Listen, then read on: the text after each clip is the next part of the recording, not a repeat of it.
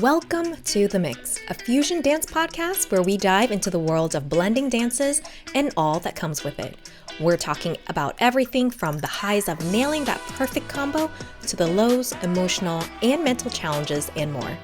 And if you're new to the dance scene, don't worry, we've got you covered with practical tips to help get you started, feel comfortable, and most importantly, have fun. So come on in. We can't wait to dance with you.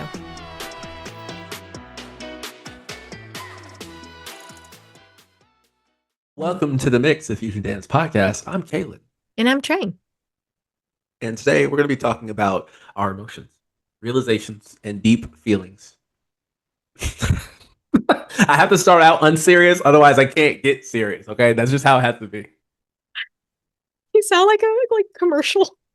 If you or someone you love has been hurt, call 1770. Stop.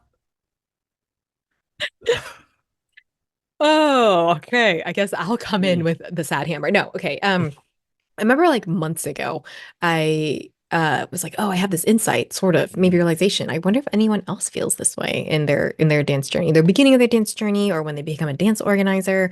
But I happened to be going through like a slump, and it was I don't know if you call it depression, maybe like kind of like a. And I remember thinking, I went to the beach because I was like, okay, I've been feeling this way for a while. I started journaling, but nothing kind of came out of it.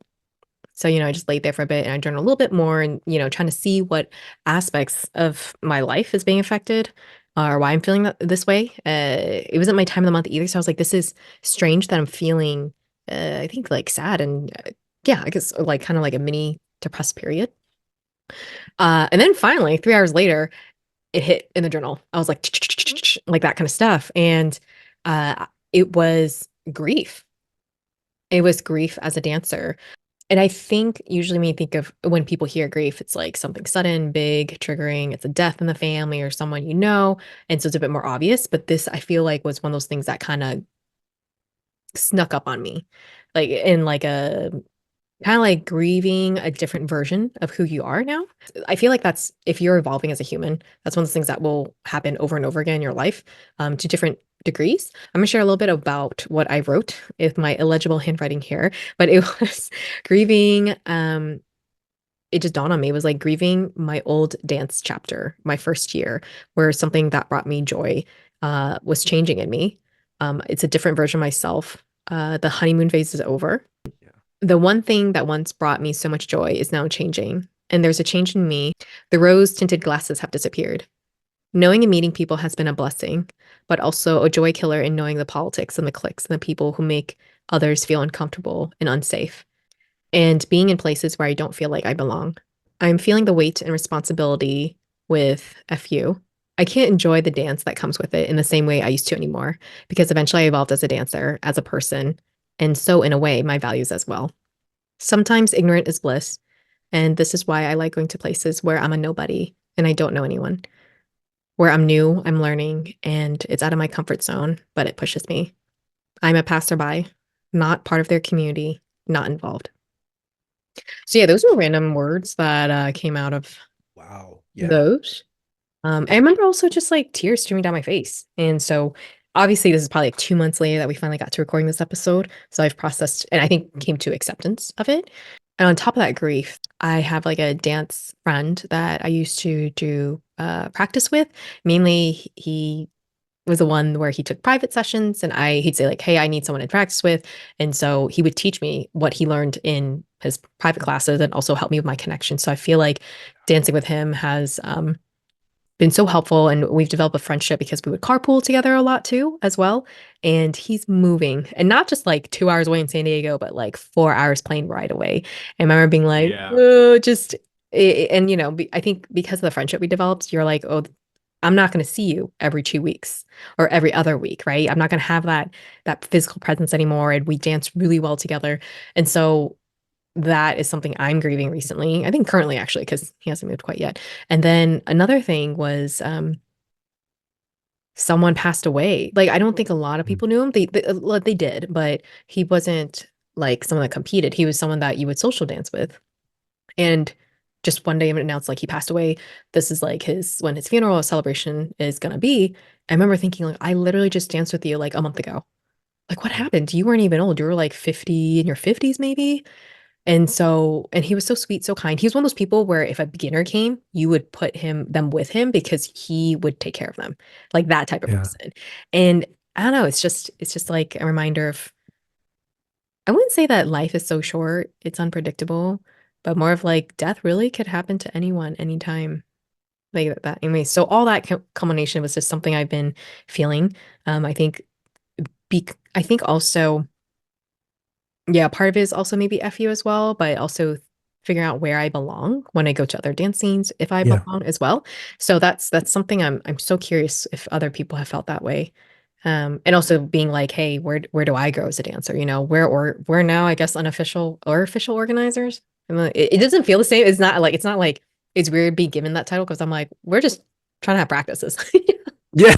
And Just like want to vibe. yeah, and beach days, you Yeah. know. But yeah, you Yeah. know, like that's all we're doing. We're just hosting Mm. parties. Yeah. I feel like with organizers too, you know, I've and you probably felt the same way where it's like we're plateauing in our dance because we've been spending so much time like organizing things and practicas and like events and reaching out to people and whatnot that we don't have time to go to classes or practice and learn new things, right? So I feel like I've been stagnant and unhappy in that area, unfulfilled too. And it makes me wonder about like teachers too, where what do teachers do? Because sometimes we just look at them and say, oh, they just teach, but they probably want to get fulfilled as well and Hmm. feel challenged in some sort Hmm. of way. So I'm curious on that. Anyway, so that's just a big Yeah. mosh pit of like what I've been, I guess grief, like grief that Hmm. crept up on me this past summer, really. Yeah. Thank you for sharing. That's I can imagine you're not the only person who's dealt with that or who has felt that. And I think even looking at my own dance journey, I think there have been these pockets where I've wanted to protect what I've loved so much. Even when it comes to like my hesitancy towards like teaching or doing FU and facilitating and all that stuff, because I was like, I know when I do that, my relationship with this is going to change. I'm not going to have as much time. I'm going to have to be on in the community in a different way. Like I'm going to have to interact. I can't just go and show up when I want to. I have to actually show up when I'm needed and proactively seek out those opportunities. And I have to be more conscious about what I say. I can't just act or say or do what I want to do. I can't just, show up in any way I want. Like it does matter, how you present yourself, right? Like I might say something that I'm saying is an honest expression of what I'm feeling or experiencing in the moment, but it can be interpreted the wrong way or it can hurt somebody inadvertently, and like I think where I'm at now is like kind of like what you were saying, where I've kind of like accepted that change. But there was a point where I mean, there was a point for a long time where I was like, I don't want to do any kind of teaching. I don't want to do any kind of competing. I don't want to do anything that's not showing up to the socials and enjoying myself there. I just don't want to because I don't want this to change. I don't want to lose this. But I also think that because of having had time to kind of grow and especially to see how things have developed with the FU that you know there's a need to change. I think there's a need to change to continue to grow. And if you don't change, if you stay stagnant, right, like there's a strong chance that you're going to atrophy, and that if you don't, the thing that you're a part of does. I think a lot of organizers are organizers because of need. I think a lot of the time people have stepped into those roles because they had to. If they didn't do it, it might not exist. Like if someone didn't make, Blackout Fridays or Fusion Vibe or Free Chata or the Fusion Lounge at Atomic, if someone didn't decide to sacrifice the time and the energy and the effort that it takes to organize and to put those things together, they wouldn't exist. And so, when one person takes up a little bit of that responsibility, it can multiply the benefit for others. But there is that grieving, I think, that comes because, like, yeah, you're no longer in the sweet phase where you just get to enjoy it and it's all just so wonderful and you're learning so much because you're so new and the world is just endless and vast and sparkling and beautiful. You're like, oh no, it's ugly and it smells weird. I don't know why it smells like cheese, but it does, and it's not all sunshine. Like yeah, there's some drama here, and I mean, yeah, there's always a lot there, you know, and even the loss of friendships and relationships and those things changing. It's like, yeah, that's part of it. It's part of life. It's part of, in many ways, that's like the grief of growing up, you know. Yeah, the grief of growing up that no one effing warned you about. No one tells you. They just you just deal with it. You watch Toy Story one day and then you realize you're like, oh no, there's a Toy Story 7 and I'm old and everything hurts now. It's like, this sucks. I want to go back. I had this conversation once with a guy who I met through a dance event just on a random Thursday night. And he was like, oh, let me take you to your car. It's like, it's in downtown LA. And then, of course, when dancers say goodbye, it's never 20 seconds. Somehow we sat and talked for like an hour in his car about. Yeah. Yeah. Turns out he also is a teacher. I didn't realize that. So he understands that aspect as well. And he was saying he went to a congress, like a weekender, and because I was talking about like at that point when you get more let's say advanced or you get to know more about your dancing, you start hitting a plateau, you know, or you're a teacher or you're someone that's like a well-known performer. Where do you go to get more to feel more challenged, to feel more fulfilled? And he was telling me this dancer that said that's well known and said like I don't dance at dance socials anymore. And it's because one, my body is really sensitive, my arm's really sensitive. So when I dance with someone that's a beginner and they arm wrinkle or all that kind of stuff, or they or people that just aren't solid in their fundamentals, like my body's the temple and I can't let it to get hurt, like let it allow it to get hurt. And also, I feel like at he said I feel at socials he it feels obligatory because people know him, they all want to dance with him. So it's like a let's say celebrity, but it's like you have to you're kind of dancing, but you're kind of working at the same time. Like I'm sacrificing my joy to be dancing with everyone at this event. So and so I just feel like even my body, if it gets hurt or just sacrificing my joy, if I keep doing this, we will stop progressing. Like I will stop progressing.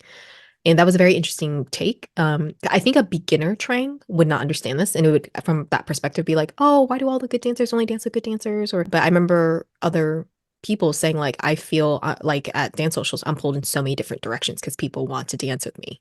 Like it's like you know how you have a dance card, but it's like 50,000 people, you know, and it's like it's impossible, you know, and then you just don't enjoy it anymore." Um, and I think it's like I miss being a student and feeling that sense of awe, like you said. And he was saying how teachers need to be able to be an environment, whether it's a dance social, but or dancing with just advanced dancers, so or going to classes that are like really more difficult, rigorous, or challenging. So or learning new things. That's why when people go to weekenders, they come back, they're like, oh my gosh, I learned all this stuff because that joy that they or that challenge mental stimulation they get, they can bring that joy back and it will translate to when they teach to whoever they, you know, when they get back home. It's like getting inspired again, right? And getting your fire renewed after whatever it is, a weekender or something like that. But I now where I'm at in my dance, I can see what he meant with what teachers see and feel, and also like what those popular, well-known people, well-known dancers feel. Mhm. Yeah. I mean, you know, on one hand, I feel like the people who are better and the people who have more experience, and like it's like if you've been in it for a minute, you've been in it for a while, and people are like they look up to you, that you know, when you dance with them and when you show them one, you can show them like the possibilities, like, oh, I didn't know I could do that within themselves, and that can inspire them to doing more. You can also kind of, you know, I think that helps grow the dance scene like as a whole because people they you know they feel welcomed and like, wow, the people here who are better, they don't treat me like I'm, you know, like I'm less than, like I'm not important. You know, that's one hand. And that's kind of speaking to like the sacrificing joy portion. But the reality of it is that it is to a degree sacrificing. It can be sacrificing joy, like it can be, you know, really giving or taking away from you to kind of give to the whole. And I think like a little bit of that is a good thing. Like a little bit of that for everyone is like good. I look at it in the same way that, you know, in coaching wrestling, right? Like I talk about all the time, and I hear myself talk about it. I'm just like, okay, I bring this up every single day. But it's like one of those things where, as a coach, you want your athletes to get better. You want your sport to grow. And so, like when someone is like, "Oh my gosh, I want to learn this thing. Can you teach me that?" or whatever it is, yeah, of course you want to show that to them.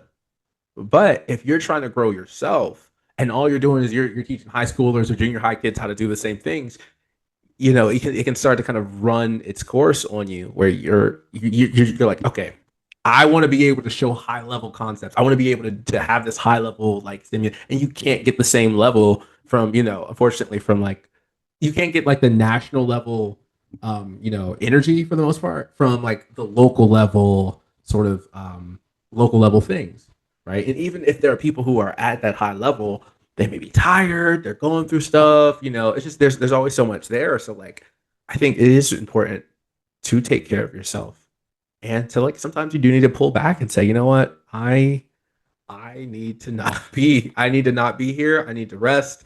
I'm gonna wait until the next big weekender or the next big thing. You pop out every once in a while. You pop out occasionally, but yeah, like because ultimately you have to take care of yourself. If you don't take care of yourself, you don't take care of your energy. If you don't tend to your garden, no one else will. You know, Oof. they might Yeah. look at you and be like, "Oh, hey, you gotta take care of them weeds." Your friends might look and be like, "Hey, it's getting a little wild over there," right? But for the most part, you have to be the one to take care of that. And your therapist. But yeah, Yeah. you pay them, so it's like paying a gardener. Yeah. It's kind of like, when you're in your day job or 9 to 5 job, whatever, and you know, you can do the job, but if you do it 5 years in a row, you're gonna get burnt out, unfulfilled, and eventually you want a promotion or you want to work on other projects, and also get a pay raise. So I can see, I can see the point of view, that perspective, but of what next. And another thing he said that I remember, I was like, oh, it's like it's important to keep the elders inspired. If we stop, we become burnt out and stop progressing. That's good. That's really good. That's really good. Yeah. I wonder for you or They call me old. well, on episode 23, you did talk about having gray hairs after creating. I did bring that up. All right, point taken. Point taken. For me, I've gotten inspired for fusion by dances that are not fusion, which is like not to say that there hasn't been like high level dances in fusion that I've had or that I've seen, but like I don't tend to get inspired from fusion. I tend to get inspired from other dances and think, how can I add this into my dance? Like coming up soon, there's a Zouk weekender that I'm gonna go to. I want to do all the workshops and all that stuff. And I want to go because I've danced with Zouk dancers and I've said, wow, I have great dances with these people, but I don't speak the language very, very much. And I want to be able to speak the language more. So when I dance with Zouk dancers, they're like, oh my gosh, they feel seen. It's not just me being like, wow, you're so cool. It's like, no, I can kind of speak this and I can translate these ideas into that. So that's for me. And even just thinking about that, the anticipation alone is making me feel more excited and more inspired for fusion. Because I'm like, oh, I know once I get to that, I'm gonna have so many other like tools and ideas and things to play with. And then that's gonna make my experience at the next weekender even more amazing because I'm like, oh, I'm gonna have all these things that I worked on, and then I'm gonna have like a month to play with it and to figure it out. So by the time I get there, it's gonna skyrocket. Mhm. It's interesting observing dance now, compared to when I was new and being like, I wonder why people don't do this. I wonder why they aren't dancing. I wonder why, you know. But again, I was in a different stage, the honeymoon stage, right? But now I see some people when they're conserving their energy and whatnot, or even their arms, saving their arms. Uh, I can see why people take a break. I can see why they observe more or sit down. Um, Kind of starting to make more sense. Yeah, I think Or for maybe some they're just having a people, bad day. Who oh, that's true. That's knows? very true. That too. Yeah. Yeah. I mean, I think sometimes Yeah. it can be, like people are taking breaks for other reasons too. Like sometimes people are, they might have an injury. Like I had an injury a couple weeks ago that I was just getting over, and I went to an event mostly because I wanted to vibe. I was in that space of just like, look, I can't dance like I normally would, but I just miss being here. And there was a point I was literally sitting down and like sitting down on the floor, and we were doing like a like a weird floor dance, but it was like so much fun. And that's something I would typically not do, but you're there, and sometimes you have these moments like that where you're like, okay, I want to be part of this. I can't take part at the level that I would want to. And there was a time not too long ago actually where I was going through some stuff personally. Like I had some serious like heavy life stuff happen, and I was like, I don't need to be home right now. Me being home is a bad thing. If I'm just here by myself, I'm not gonna like I know where I'm gonna go in my head. I'm just not. I don't need to be sitting in and ruminating on the worst possible outcome. I need to go out and do something. And I went to a dance event, and I remember just like the outpouring of just like kindness from people, and just like even random strangers just being like, hey, are you okay? And actually like me being like, yeah, I'm okay. Like, are you sure? And I'm like, I'm there, and then having these long conversations with people, but like I wasn't dancing like I normally would. I wasn't at that point, but because of those moments and those people, that by the second half of the night, I was like dancing, and I ended up having like a breakthrough type of night. I ended up having some incredible dances because of those conversations, and I just remember walking away like, wow, I'm so grateful to be able to go to a place and like have strangers show love and show compassion, and it's just like so cool. So yeah, it's like you never know what people are dealing with and what they're going through when they show up. You never know what they're dealing with. Some people just need to be in the room, and they just need to be, loved on or cared for, or just they just need to kind of sit and just kind of like take it all in. And that's okay. Every night is not going to be a night where you're like, covered in sweat. You're just like, oh, that was amazing. Like some nights are nights where you're like, I danced a couple and I had some really great conversations. Yeah. I wonder how many dancers have cried in their car coming to dance, wipe their tears, and walk in dancing. Ooh, deep. Yeah. Anyways, with that, Just like the effortless segue. uh, yeah, I do wonder. I feel sometimes you always wonder, like, I don't know, sometimes you can pick up on people's energy and stuff. We would love to hear, or I would love to hear from you guys if you have gone through any of these dance slash life transitions, these emotions, grief, or and whatnot, because most likely you're not alone. We all go through our peaks and valleys and whatnot. And with that, always remember that dance is something you do, but it does not define you. It is not a measure of your value. You are already enough. If you enjoyed this episode, please share it with a friend and give us a follow and 5-star rating on Apple and Spotify.